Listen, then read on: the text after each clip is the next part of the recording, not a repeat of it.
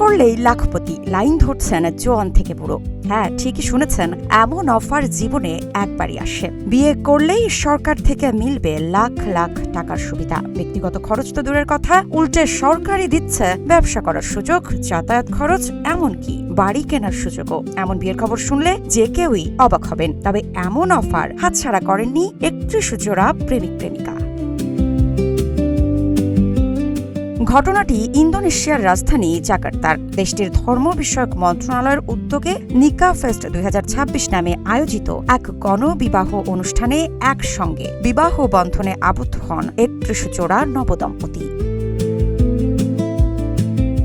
বিয়ের মঞ্চে দেখা যায় সাদা গাউনে সেজেছেন কনেরা, আর কালো স্যুটে উপস্থিত হয়েছেন বরেরা। ঐতিহ্যবাহী বেতাওয়ি সংস্কৃতির পালং পিন্তু পরিবেশনার মধ্য দিয়ে শুরু হয় পুরো আয়োজন।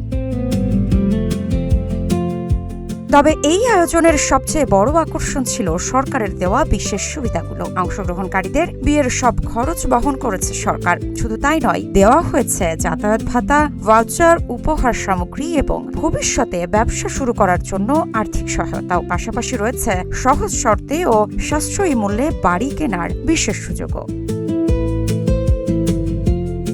আয়োজকদের দাবি, নিম্ন আয়ের পরিবার ও প্রতিবন্ধী ব্যক্তিদের বিয়ের আর্থিক বাধা দূর করতেই এই উদ্যোগ নেওয়া হয়েছে। বিয়ের নিবন্ধন ফি থেকে শুরু করে অনুষ্ঠান পরিচালনার পুরো ব্যয় সরকার বহন করেছে। সাম্প্রতিক বছরগুলোতে ইন্দোনেশিয়ায় বিয়ের হার কমে যাওয়ায় তরুণ তরুণীদের বিয়েতে উৎসাহিত করতেই এমন ব্যতিক্রমী কর্মসূচি চালু করেছে দেশটির সরকার।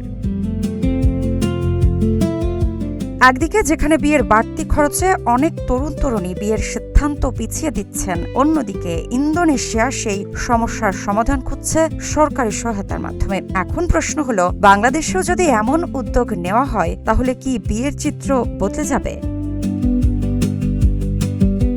মৃত্তিকা সিনহা বিশ্বাস, গ্রিন টিভি।